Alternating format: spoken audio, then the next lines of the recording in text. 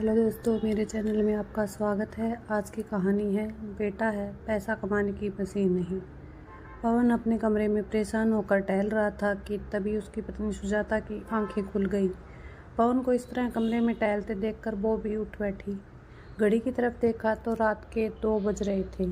इस समय पवन इतना परेशान होकर कमरे में टहल रहा है, ये सोचकर सुजाता को बड़ी हैरानी हुई, जबकि दिन भर में पवन ने बिल्कुल भी आराम नहीं किया था। जब से बहन रुक्मणी की बेटे की शादी पक्की हुई है, तब से एक पैर पर काम में लगा हुआ है। अकेला मामा है तो हर काम में उसे भागना पड़ता है और इतना थक जाता है कि रात को नींद बिल्कुल भी नहीं खुलती। पर आज क्या हो गया? आज ये और अम्मा दोनों दीदी के घर गए थे, पर वहाँ क्या हुआ किसी ने कुछ नहीं कहा। एक तो पवन उसे सारी बात बताता भी नहीं है। सोचते सोचते सुजाता ने पवन से ही पूछ लिया, क्या बात है जी, आपको नींद नहीं आ रही? पर पवन तो जैसे अपने ख्यालों में खोया हुआ था, उसने ध्यान ही नहीं दिया। सुजाता ने दोबारा पूछा, तब उसने पलटकर उसकी तरफ देखा। कुछ कहा क्या तुमने? मैंने पहले भी वही पूछा था, अब भी वही पूछ रही हूँ। आपको नींद नहीं आ रही? आखिर बात क्या है? उसकी बात सुनकर पवन हल्का सा मुस्कुरा दिया और बोला, कुछ भी तो नहीं, बस नींद नहीं आ रही। तुम सो जाओ, तुम भी दिन भर की थकी हुई हो। यह सुनकर सुजाता उसे एकटक देखती रही तो पवन बोला, ऐसे क्या देख रही हो मुझे? भाई इंसान ही हूँ, कोई अजूबा नहीं जो इतनी हैरान हो रही हो। जानती हूँ आप इंसान ही हो, थके हुए तो आप भी हो, पर रात के 2 बजे कमरे में टहलने का क्या मतलब है? सुजाता ने उसे शक की निगाह से देखा तो वो पलंग पर आकर बैठते हुए बोला, लो बाबा सो जाता हूँ, ऐसे क्या देख रही हो? कहता हुआ पवन चादर तान कर लेट गया, पर सुजाता अभी भी वैसे के वैसी ही बैठी रही। उसने फिर पूछा, अरे आप मुझे बताओगे कि नहीं? क्या बात क्या है? रात के 2 बजे आप कमरे में क्यों टहल रहे हो? किसी ने कुछ कहा क्या? कहीं अम्मा जी ने तो कुछ? कहते कहते सुजाता रुक गई। उसकी बात तीर की तरह बिल्कुल निशाने पर लगी थी। अम्मा का नाम सुनते ही पवन उठ बैठा। कुछ देर मौन रहने के बाद बोला, क्या करूं सुजाता, मुझे तो कुछ समझ ही नहीं आ रहा। इस पगड़ी का बोझ उठाते उठाते थक गया हूं मैं। बाबा के जाने के बाद उनकी ये पगड़ी तो अब जान लेकर ही रहेगी मेरी। हाय राम, ये कैसी बातें कर रहे हो आप? मरे आपके दुश्मन। दिमाग में कुछ भी उटपटांग ख्याल आने से पहले हमारे बारे में सोच लेना। आखिर हुआ क्या है, साफ साफ बताइए। पवन की बात सुनकर सुजाता अपने सीने पर हाथ रखते हुए बोली, तुम्हें तो पता ही है, जब से रुक्मणी दीदी की नेहा की शादी पक्की हुई है, तब से हर रोज़ वक्त बेवक्त दुकान बंद कर मुझे उनके घर जाना ही पड़ता है। अगर 1-2 दिन ना जाऊं तो वो और जीजा जी अम्मा से मेरी शिकायत कर देते हैं और अम्मा बस अपना ही राग लेकर रोना शुरू कर देती है। कहती है कि तेरे बाबा की पगड़ी तेरे माथे पर बंधी है तो जिम्मेदारी भी तेरी ही है। याद रख, बहन को ससुराल में कुछ सुनना ना पड़े। पर इससे भी मुझे परेशानी नहीं है, मैं रोज़ चला ही जाता हूँ, पर आज तो। कहता कहता पवन रुक गया। तब सुजाता ने कहा, आज क्या हुआ? आज दीदी जीजा जी ने मायरे की लिस्ट दी है, और वो भी मेरे हाथ में नहीं, अम्मा को भी साथ में बुलाकर उनके हाथों में।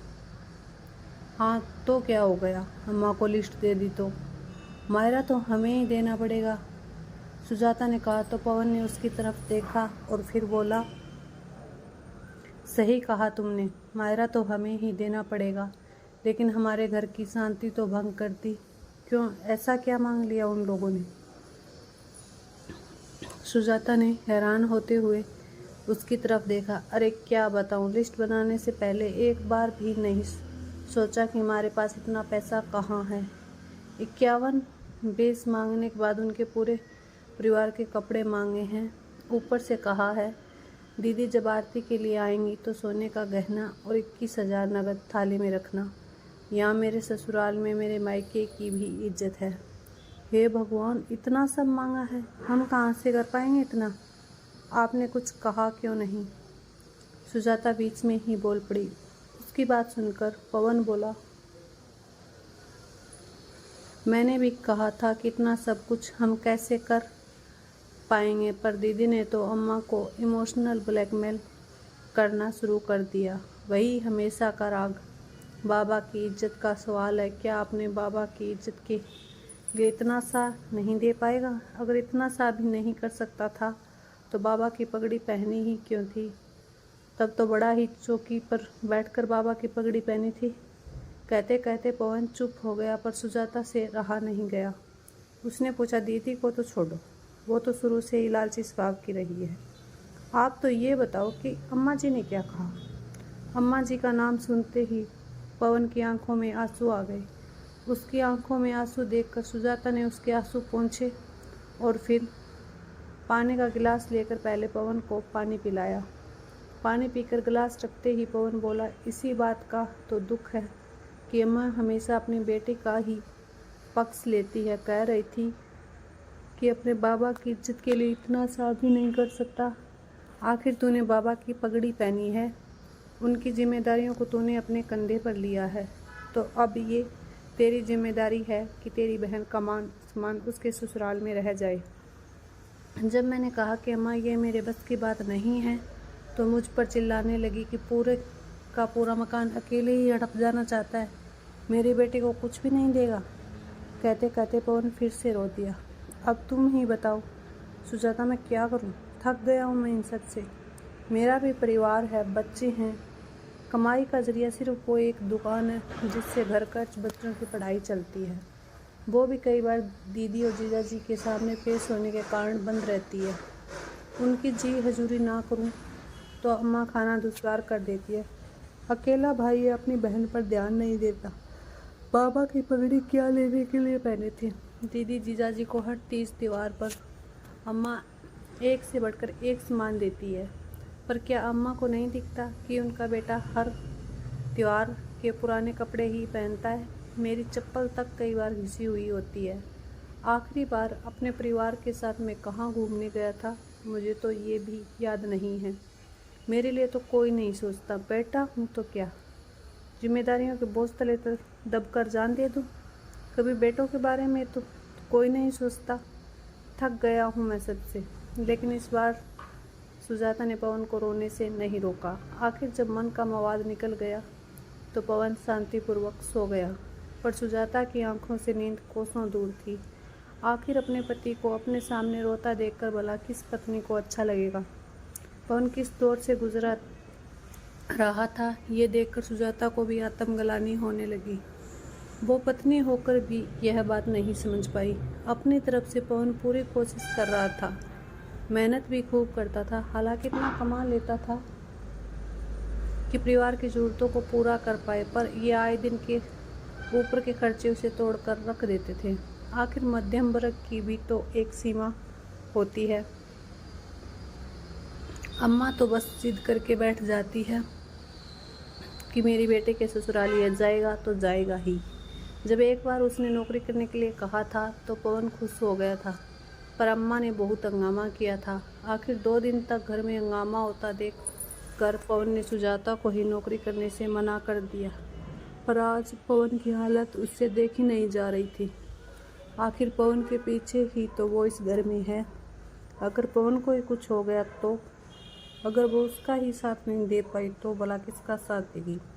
उसने ठान लिया कि अब तो अम्मा से बात करके ही रहेगी। दूसरे दिन सुजाता उठी और अपने घर के काम फटाफट निपटाने लगी। आज तो उसने नाश्ते के साथ ही दोपहर का खाना भी तैयार कर दिया।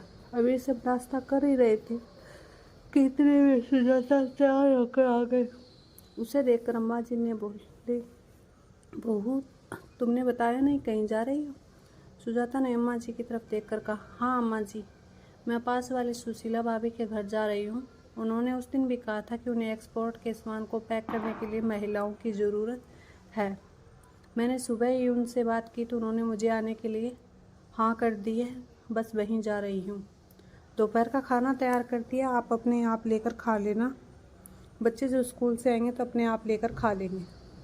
मैं शाम को 5 बजे तक वापस आ जाऊँगी। उसकी बात सुनते ही पवन का हाथ जहाँ था वहीं रुक गया। वहीं अम्मा गुस्से से उसकी तरफ देखने लगी। किससे पूछ के तूने ये निर्णय लिया? इसमें पूछना क्या है अम्मा जी, अभी घर की ज़रूरत है, नौकरी तो करनी ही पड़ेगी। सुजाता ने स्पष्ट शब्दों में कहा। उसकी बात सुनकर अम्मा ने पवन की तरफ देखकर कहा, ये क्या बोल रही है, तू कुछ कहता क्यों नहीं? तुझे पता है ना कि मुझे बहू का घर के बाहर जाकर कमाना अच्छा नहीं लगता।